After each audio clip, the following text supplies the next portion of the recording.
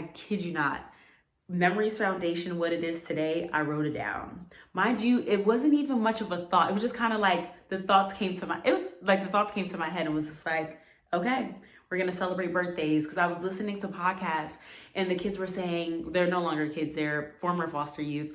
And they were like, you know what?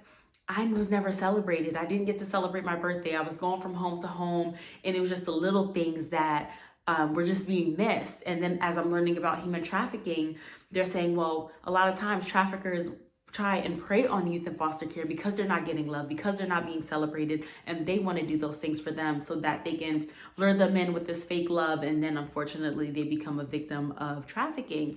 And I say, you know what? Why don't we celebrate them? Why don't we show up for them? Why don't we celebrate their birthdays? Why don't we celebrate their milestones?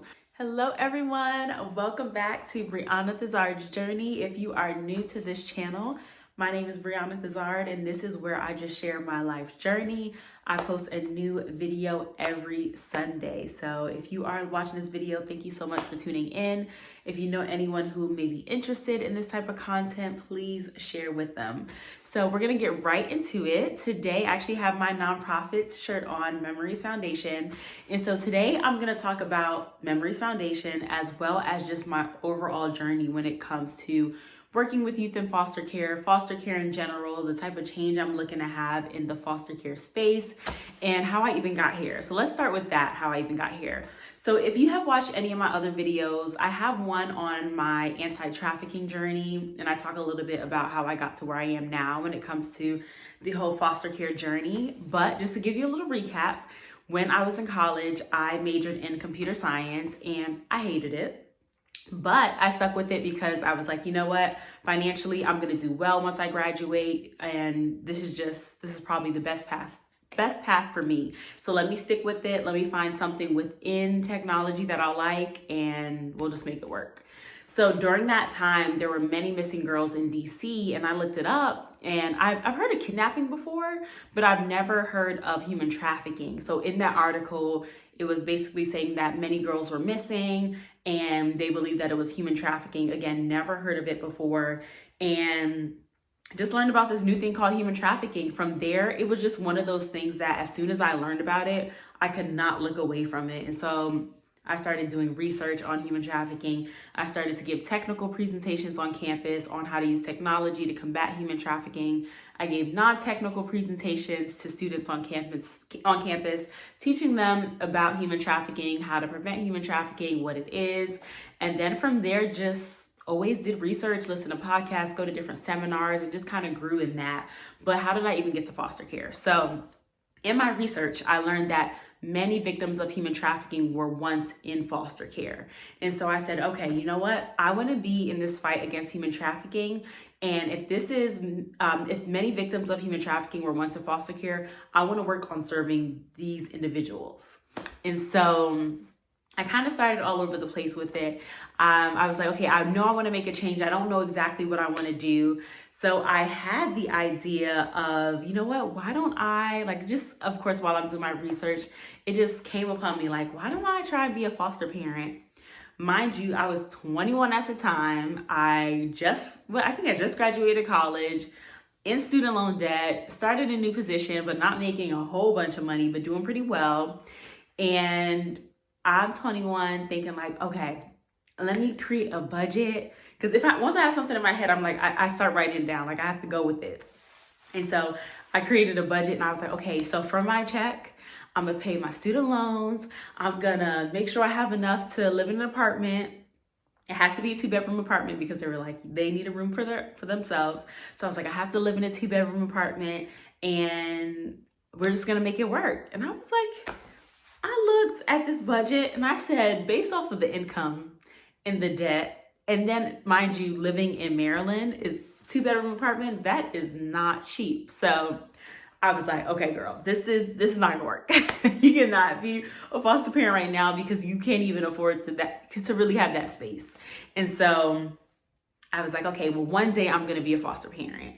And so what else can I do? So then I learned about an organization called CASA. And so at CASA, you are pretty much advocating on behalf of the child. You're making sure that you see the child in person. I know during the pandemic, sometimes you had to do it virtually, but creating different dates where you are, bonding with this youth, but then again in court, making sure that you're advocating for their best interests. And so I became a CASA volunteer. I took the classes, became a CASA volunteer, and I'm so glad that I did that. I believe that any group of people that you are looking to serve or advocate for, it is so important to get in the community and actually work with them directly. And so being a CASA volunteer, it really taught me, one, more about youth and foster care, and just learning how everyone is just so different. So let me tell you a little bit about my CASA experience. So of course, as a volunteer, I was supposed to go and meet the youth in person, and I think they said, have different activities for them. And so I called the foster mom before I went to go and actually meet the child, and then she was like, "Oh yeah, you're the new CASA volunteer? Okay, well, I just want you to know that he is not really looking forward to this at all." And mind you, I'm already nervous. I'm like, oh my gosh, like this is my first time working with the youth in foster care, and I'm super excited about it. But I've heard some volunteers who had awful stories. So I'm like, oh my gosh, I don't know. Like I'm feeling a little uneasy about this. So then fast forward to the next day, I knock on the front door and the kid is there.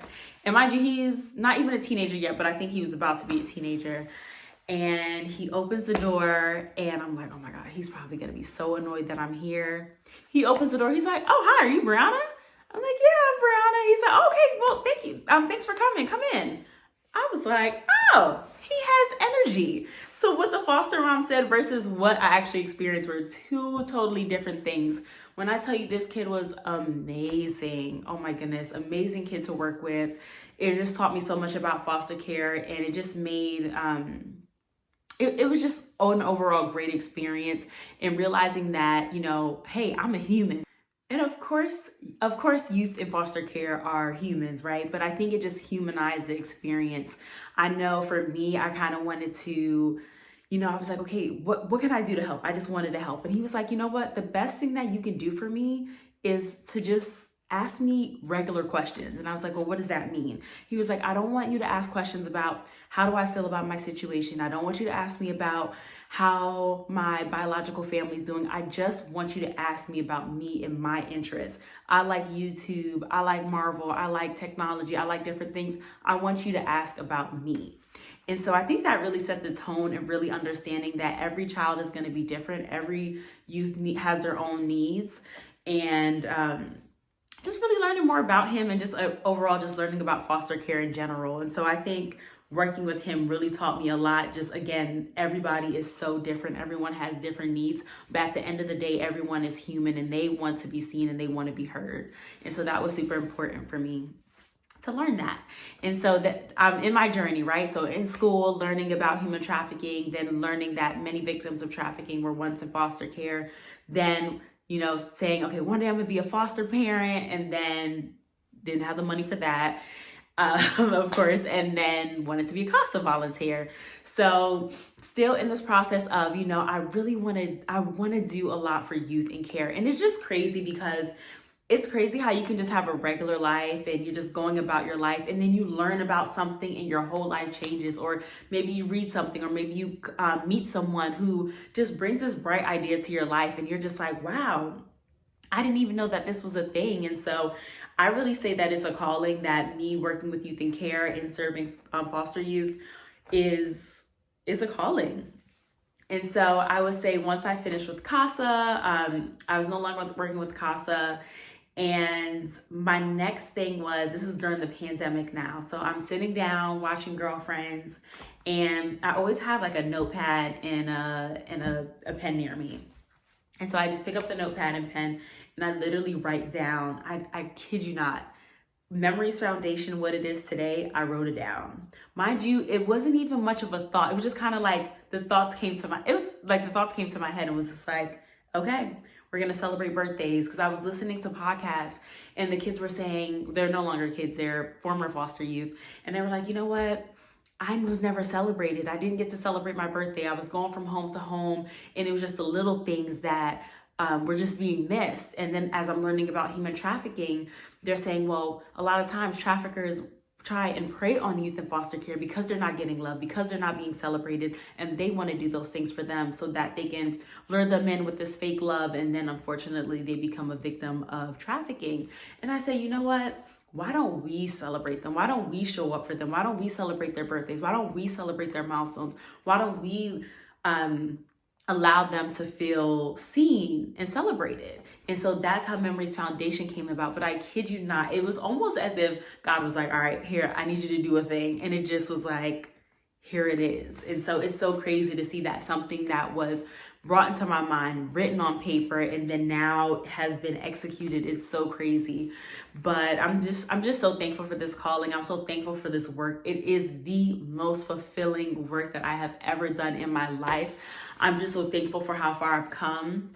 And I want to say I have so much support. It is amazing. This year, I actually rebranded. If you follow me on Instagram, it's Brianna.Tazard.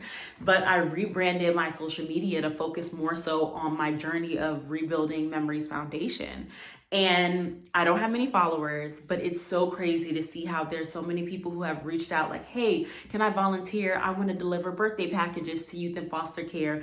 Or there'll be people who say, hey, I don't really have the time to volunteer, but I want to donate. Or, hey, I didn't even know about human trafficking, or I didn't know that youth in foster care and human trafficking had a correlation. Like, it's just so amazing to see that just with my little community on social media, I'm able to have so many people that are able to assist. So if you are probably like, what is Memories Foundation? Because I don't even think I said what it is. What we do is we celebrate the birthdays and milestones for youth in foster care in Prince George's County. But to give you an idea of the birthdays, what we do, we get a birthday package. So that's a birthday treat, a birthday card, and a gift of their interest. We put it in a bag, of course, a gift bag. And as volunteers, we come together, we coordinate with the foster parent and the foster child. We go to their front door, we sing happy birthday, and we deliver the birthday package to their front door. And so that's how we celebrate the birthdays. And we have some partnerships coming up. Don't want to talk too much about that, but we have some companies that have decided that they would like to partner with us so that we can do some more in-person birthdays as well. But majority of our birthdays so far have just been us delivering a birthday package to their front door and saying happy birthday. And honestly, I want to say with just doing that, just celebrating birthdays, when you go to the front door and you're singing happy birthday, it's so crazy to see their faces like, oh my goodness, there's somebody, these random people who are here singing happy birthday to me and giving me a birthday present. And it's so humbling. It's, you think of it as something that's so simple, but it's so impactful. We had some kids who looked like they were gonna cry. You had some kids who were like, this is the best day of my life. And mind you, majority of the kids that we work with are teenagers. So it's just so crazy to see how something that we may take for granted, like a simple happy birthday and here's a gift, we can take that for granted, but that can go such a long way for us. Again, it's just the little things that makes the biggest difference. So that is a little bit about Memories Foundation and just kind of still going in that journey of wanting to fight against human trafficking through serving youth in foster care, having that thought still on my mind about being a foster parent one day. I would say that I feel like once I become that foster parent, I feel like that's when I'm really gonna hit like the pinnacle of this journey. I feel like there's so many hurdles that I feel like every time I'm filling out the paperwork to become a foster parent, I'm like, wait, but hey God, you didn't send me my husband yet, so you want me to do this just by myself? I don't know. So every time I'm about to do it, there's always a hurdle like, I'm not in a perfect place, or I'm not in a good place financially, or where I would want to be financially. There is always something there. So definitely gonna pray about that part of things. But I don't know, one day I'm gonna just hop on YouTube one day and be like, hey, so I got my license, I'm a foster parent. But still in that journey. But I think overall, I'm just so thankful to have had this calling. I'm so thankful that I'm doing such fulfilling work currently. I don't have to wait until I'm a certain age or, just not doing purposeful things. Like, I feel like my life is really being used. And again, I always have that prayer of God, use me, like allow me to be used for whatever you want that to be. And so I'm so thankful that I get to work with youth in foster care, and currently as a founder of Memories Foundation, and once was a CASA volunteer, and then of course one day being a foster parent. So just looking to do all the things. And I kind of talked in one of my last videos about, I want to change the world, but I really, really do feel like I want to do that in the foster care space. I want celebrations to be the norm. Like, I want the next generations to come, when they look back at foster care, even though, everyone has their own experiences, and a lot of times you don't hear the best stories from people who were in foster care, but I want them to be like, you know what? Through it all, I was always celebrated. Like, there was this nonprofit in my county that made sure every birthday I was celebrated, that my biggest milestones, whether that was prom or homecoming or holidays or graduation, we were celebrated. And so I want that to be like, I feel like that's my big why. And just knowing throughout my experience in foster care, that was one of my best memories. And so, of course, we're Memories Foundation. And so that's just the one of the many things that I feel called to do. But I'm just, again, so thankful to have such purposeful work. I'm so thankful to have so much support from people who have found me on social media, who have seen me at a panel discussion, or just from someone that I've networked with. It's so amazing to have so much support in this space. But I think with anything, there's always going to be challenges. I would definitely say when I was first starting my journey of, kind of thinking about foster care and being a foster parent, and I remember telling people, because I was so excited, like, oh my God, I'm 21 and I want to be a foster parent. And I remember, just I felt like I told everybody that I was around, like, yeah, I'm going to be a foster parent like this, I'm going to start the process.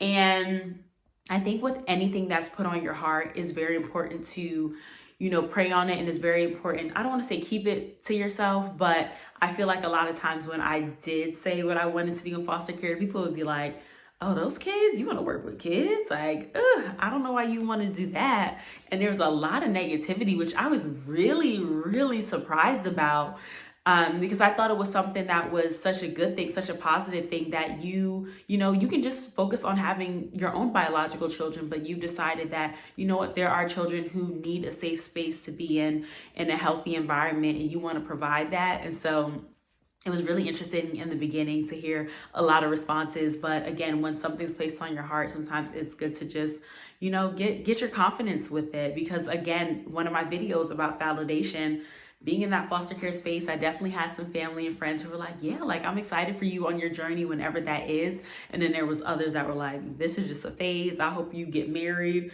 have your own kids, and don't even do this. So again, it's so important to have that relationship with God and have your own self-confidence in what you want to do with your life and how God wants to use you.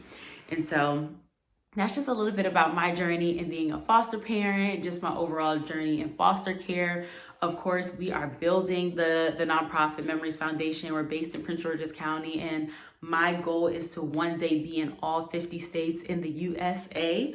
And so we got a lot of work to do. A lot of work to do. Again, I want celebrating birthdays and milestones for youth in foster care to just be the norm. I just want that to be like, oh, you're in foster care? Oh yeah, your birthday was celebrated, wasn't it? They went all out for you, right? That's just what I want us to do. And so anybody that's on a journey of having their own calling and having their own purpose projects, like, I pray that you get all the success. There's going to be challenges along the way. I know for me, my biggest challenges right now is finances, and, going to different, pitch competitions, not winning the pitch competition, which typically at a pitch competition, you're pitching your idea. This is what we do as a nonprofit. And then somebody says, hey, okay, great, you're good to go. We want to give you X amount of funds for your nonprofit. But I haven't won that yet. So definitely going to continue to do the work. But, if you don't have enough funds, you use your own funds. And so, of course, I know as a nonprofit, you're not supposed to be using your own funds. You're supposed to be getting donations and grants and all these things. But until then, that's the financial plan. So it's not the best financial plan, but that is just where we are right now. So again, it is challenging, being consistent on social media, making sure you spread the word, making sure in the background you're still doing research, because it's not all about just social media and telling people what you're doing. You need to make sure that you're staying on top of what's going on in foster care, what's going on in the anti-trafficking space. So there's so much that goes on behind the scenes. But again, this is such purposeful work. I'm thankful for all the support. I'm thankful for that calling. I'm thankful that I'm on this journey. I know that we are starting in Prince George's County, and it is just gonna go above and beyond. I just can't wait to see how it expands from. Maybe we go beyond birthdays and milestones, but I'm just thankful for the overall calling. And again, with anything that you have, there's going to be challenges. And I know for me, even rebranding on social media, it feels so cringeworthy because a lot of people say when you rebrand, start a whole different page and then start from there. So everybody that follows you is authentic. Like they want to actually follow you because of what you're posting. And so I didn't listen. I just stuck with my personal page and just started posting content about foster care and anti-human trafficking. And it's so cringeworthy because I'm like, I feel like people don't really care about this. And of course I have some people who reach out. I'm like, hey, quite a few people who reach out and want to support, but I'm like, oh, so it can be very cringeworthy, but nonetheless, I wanted to make sure I talked about Memories Foundation. Of course, this is Brianna Thizard's journey. So I'm going to be talking about my whole overall journey. So of course, I'm talking about finances and relationships and business and all the things, but wanted to make sure that I talk about my calling in life, which is to serve youth in foster care as a way of combating human trafficking. And my one way of doing that is through Memories Foundation. So if you are interested in the nonprofit, or if you're a foster parent that's watching this, social worker, anyone who works with youth in foster care in Prince George's County, you can follow us on Instagram, Memories Foundation. And I'll make sure to put in the bio, the website as well, if you're interested in learning more about what we do, or maybe you are a nonprofit who is working with youth in foster care. I would love to connect with you, see what you're doing in your community. And if you're somebody that's interested in volunteering or donating, I definitely would love your support. But whoever is on the journey of building, especially if you are in the nonprofit space, good luck with everything that you're doing. Please share with me if you have a nonprofit or thinking about starting a nonprofit. Please put it in the comments below. I want to see what others are doing as well. But as always, thank you for tuning. Make sure you like, comment, and subscribe. And again, this is Brianna Thizard's journey, and every Sunday we post a new video. So again, thank you for listening to my story about foster care. I'm probably going to break this up because there's more to it than what I've mentioned. But again, thank you so much for for supporting me on my journey, and I look forward to the next video. So see you next Sunday.